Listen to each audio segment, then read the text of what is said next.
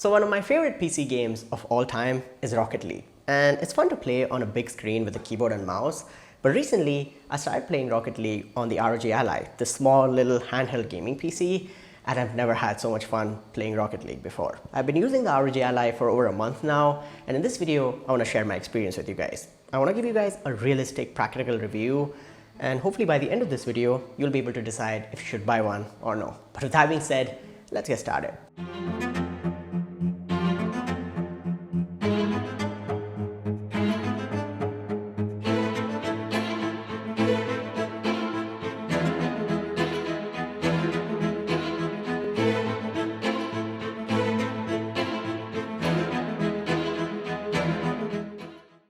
Now, I want to start this review by actually talking about the ergonomics first, since it's a very important part of any handheld console. If it's more comfortable, you're going to play longer on it and have a good experience. And in my opinion, the ROG Ally accomplishes that in a good way. ASUS has tried their best to incorporate a lot of curves and rivets in this design to accommodate the shape of the human hand. The only thing I would change is make the palm rivets a little more deeper. It would make the console a lot more comfortable. But overall, I think they've done a really good job. It fits the shape of my hand really well, and I'm able to reach all the buttons and triggers without any issues. Like I don't have to stretch a lot or shimmy around to get to a button. And talking about those buttons, the layout on the ROG Ally is actually really nice in my opinion. It's got an Xbox controller layout. So on the front, you have your A, B, X, Y buttons with your right analog stick, and you have 4 programmable buttons, 2 on each side. So on the right side, you have a button for the Armory Crate software. On the left side, you have your quick shortcuts. And on top of that, you have your start and select buttons, which you would have on a normal controller. On the left side, you have your D-pad, your left analog stick. On top, you have your right and left bumpers, as well as your triggers. On the back, you have custom programmable paddle buttons, and these are really helpful when you're playing racing games or shooting games where you can have these programmed to certain actions which you would perform very often in the game. And personally, I really like these paddle buttons. On the front, you also have your dual firing speakers, which are Dolby Atmos compatible, and on top you have your power button, which also acts as your fingerprint scanner, your LED, power LED, which indicates when you're charging and stuff. You have your microphone, volume buttons, also a ROG XG mobile port, which will allow you to connect an external GPU to this one, up to a 4090. Now, I don't know if you would want to connect a 4090 to the Ally, but you can if you wanted to. There's also a USB Type-C port, a micro SD card slot to expand the storage. Now, internally, I do get 512 gigabytes, but you could expand on it with a micro SD card if you wanted to. And you have your headset jack, which also accepts microphones, so it's actually a combo jack. And you have your air exhaust for hot air to actually come out. And that's actually the overview of the Ally. As I said, the design of the Ally is really nice. It's actually got a fixed design, so the controllers are not detachable like on the Nintendo Switch or the Lenovo Legion Go. It's more similar to the Steam Deck, where the controllers are permanently attached to the screen. Now, both form factors have their advantages and disadvantages. I personally like this form factor where you have the controllers permanently attached. And it's not really thick, it's not very heavy. Now, in terms of dimensions and weight, the ROG Ally weighs about 608 grams and it is 21.2 millimeters in terms of thickness. Now, it is completely made out of plastic, but it's really good quality plastic, and it feels really sturdy, really solid when you actually hold it in your hand. You feel that confidence since it's a premium product, and I have no complaints with the build quality. There's no flexing, creaking, it doesn't bend in any way. So overall, ASUS has done a really good job on the design, the build quality, and the ergonomics of the Ally. Now, one of my favorite features on the ROG Ally is its display. It's got a 7-inch IPS LCD panel with a Full HD resolution and 120 Hz refresh rate. It's also got 7 milliseconds of response time and 500 nits of peak brightness. It also covers 100% of the sRGB color space, and it's a 16:9 panel, so all the content that you already have looks very normal and games look very normal. Everything scales really well on it. And watching videos, playing games, and if you're somebody who especially likes watching movies on Netflix or Amazon Prime, you're gonna have a really good time on this display. And even the speakers on the ROG Ally are quite decent. Like there's 2 speakers right here which are front firing, and they're 2 watt each. They do support Dolby Atmos. They get plenty loud. There's not a lot of bass here, but they don't distort at higher volumes either, so they're giving out clear audio, which is fun. Like when you're watching movies or playing some game which has a lot of sound, the speakers do help. Now, if you're in a very crowded environment where there's a lot of noise, I do recommend using headphones or earbuds. But if you're sitting by yourself in a room, I think the speakers are actually very decent. Now, after actually using the ROG Ally for over a month, my biggest observation is that your experience with the Ally depends a lot on the kind of games you play. To explain it in simple words, if you're somebody who has always played, first-person shooter games like Counter-Strike or Valorant or Overwatch with a keyboard and mouse on the PC, you're not going to be able to replicate that on the Ally. It's never going to feel the same. But if you are someone who likes to play FIFA, WWE, NBA, Rocket League, Fall Guys, all of those, controller-friendly games, you're gonna have a lot of fun on the ROG Ally. If you have an Xbox, you're gonna feel right at home with that similar controller layout. And yeah, controller-friendly games, single-player games, story-based games that work well and don't require a lot of aiming, are not very competitive in nature, are gonna be fun to play on the ROG Ally. So just ask yourself, which are your favorite games to play? Which ones are you gonna spend the most time on? And are they going to run well on the ROG Ally? There is no performance limitations here. It's just a matter of preference on what you actually like to play. Now, talking about specs on the ROG Ally, you've got the AMD Ryzen Z1 Extreme CPU, which has 8 cores, 16 threads, and it's based on AMD's Zen 4 architecture. And on the GPU side, you've got 12 RDNA 3 GPU cores on the same chip. There's no dedicated GPU on the ROG Ally. It is actually an APU, so both CPU and GPU are on the same chip, and you've got 24 megabytes of cache. There is a Ryzen Z1 model available, which is slightly cheaper and also has comparatively less performance. So you can check out reviews on that as well if you want something more affordable. Now, in terms of RAM, you've got 16 gigabytes of LPDDR5 RAM here in dual channel, and you can get either 256 or 512 gigabytes of PCIe SSD storage. This is PCIe Gen 4, and this is the M.2 SSD. So there's a small SSD inside of the ROG Ally. Now, it is upgradable, but I recommend you do it through the folks over at ASUS. Maybe give it to their service center, since if you mess up anything while doing the upgrade on your own, the warranty does go away. Now, since the ROG Ally is a touchscreen device and it's running Windows 11, which is designed with a keyboard and mouse in mind originally, ASUS has made some software and hardware tweaks to make the Ally more usable. For example, you can slide up from the bottom to bring in your start menu. You can slide left to get the news feed. You can slide from the right to get your notifications and action center. And there is this dedicated shortcut button which you can press to quickly change the brightness, the volume. You can shut down or restart the device from here, and there's a bunch of quick shortcuts here. For example, you can bring up the on-screen keyboard, turn on the real-time specs monitor. You can change the power mode, change the controller mode, turn on AMD's RSR technology, and you can customize this shortcut menu as well. You can customize what shows up there in these quick toggles using ASUS's Armory Crate SE software. Now, SE stands for Special Edition. It's customized for the ROG Ally. It's kind of a mini Steam OS in my opinion. It gathers all your games from different libraries and brings it in one place. So if you want to play a certain game, you can just click it here and it opens it up directly. You don't have to specifically go into Steam or Epic Games or Riot to open that game. I think this is a really good feature. You can customize the quick shortcuts menu from here, add or remove toggles if you wanted to.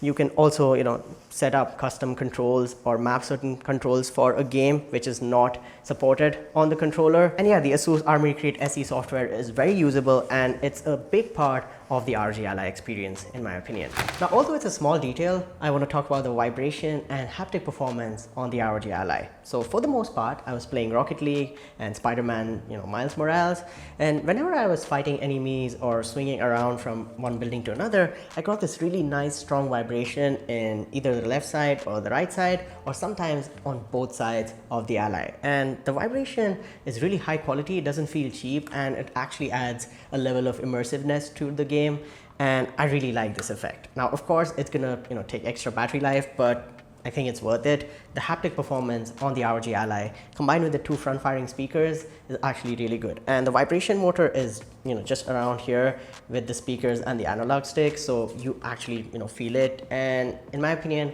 it does make the gaming experience better on the Ally. Now let's talk about power consumption and battery life on the ROG Ally. So the Ally has 3 built-in power presets. There's the 10-watt silent mode, the 15-watt performance mode, and the 25-watt turbo mode. And the turbo mode can take up to 30 watts if you're plugged into the wall. Now, that's power consumption just for the APU, just for the Ryzen Z1 Extreme chip. The Ally has other components like the 1080p display, the speakers, the haptic motors, there's the RAM, storage, and the fan that is fitting inside. So those components are also going to have their own power requirements. So total power consumption on the Ally is different from the APU's power consumption. Let's say you're playing a really heavy game like Cyberpunk 2077 or RDR2 or The Witcher at the 25 watt turbo mode. The Ally is going to last you at max 1 hour, which is not that great. Now, if you play not so demanding games on the performance preset, which is the 15 watt preset, you're playing Rocket League, Fall Guys, Among Us, not so heavy games, you can get up to 2 hours or sometimes 2 hours 20 minutes as well. Now, if you're on the silent mode, not really gaming, you're just watching videos or browsing the web or doing email and stuff like that, the Ally can give you a max battery life of 2.5 hours to 3 hours. So it's not going to last you very long if you're playing heavy games. Let's say you're on a flight or you're going on a travel trip, you'll have to carry a really big power bank or you'll have to carry the charger with you. Now, that's not a big deal breaker for a lot of people, but when you talk about 1 hour of heavy gaming on a $700 device, it's not that great. But this is, kind of a first generation product for ASUS. So let's hope in future versions of the Ally, you can have a bigger battery or some sort of way to increase battery life. Now, the Ryzen Z1 Extreme chip inside the Ally is really efficient. It's not taking that much power for the kind of performance you're getting, and it's only a 40 watt hour battery, which is half the amount of battery you get on gaming laptops. So that's that. And you do get a 65 watt PD charger included in the box, and charging speeds are great. You go from 0 to 100 really quickly in about an hour or so, but the battery life drops from 100 to 0 really quickly as well on turbo mode. So that's that. Now, talking about power consumption, I ran a test where I played Spider-Man's Miles Morales at 720p, very low settings on all the 3 different power presets. So I started off with silent and the game didn't even want to run. I was only getting the background music. I wasn't getting any display, but the power consumption was about 22 watts. Now, switching to performance mode, I can actually see and play the game.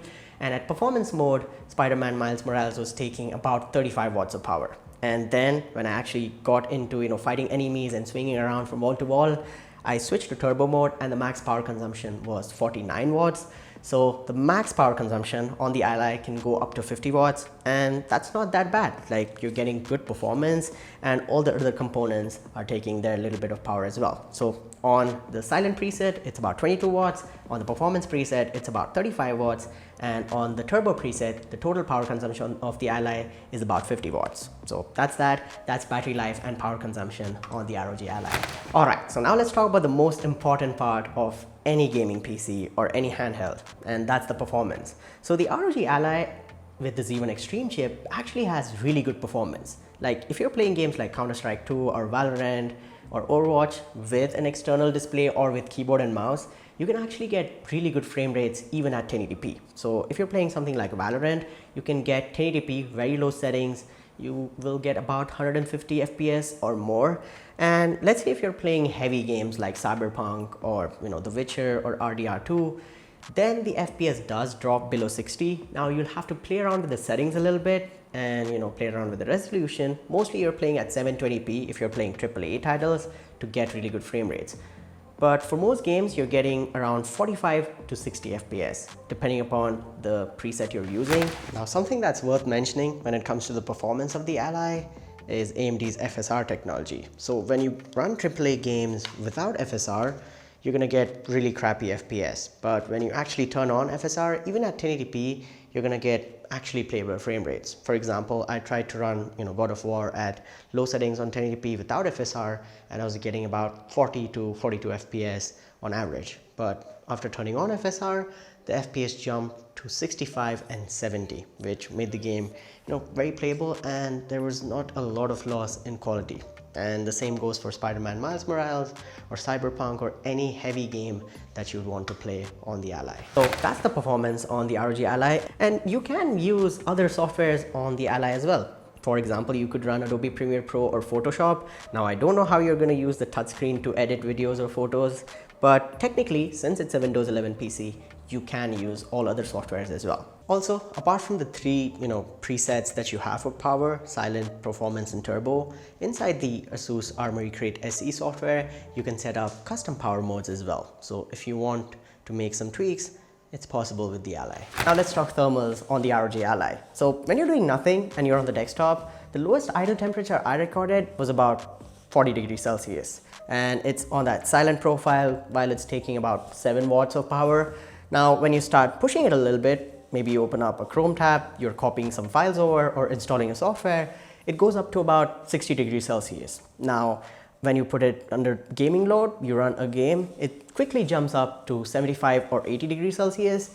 And the max temperature I recorded on the ROG Ally was 96 degrees Celsius while playing Cyberpunk 2077 and RDR2. Now, those are demanding games, and there are some gaming laptops in the market that are way bigger in size, that have a lot of thermal headroom, that have more fans, and they still go up to that kind of temperature. So I think ASUS has done a decent job at the thermals, and this is something that can improve in future versions of the Ally with a different thermal design. But for now, I think the thermals on the ROG Ally are actually very good. Now, to conclude this video, the ROG Ally is actually a really good device. But who is it for? Who should buy the ROG Ally?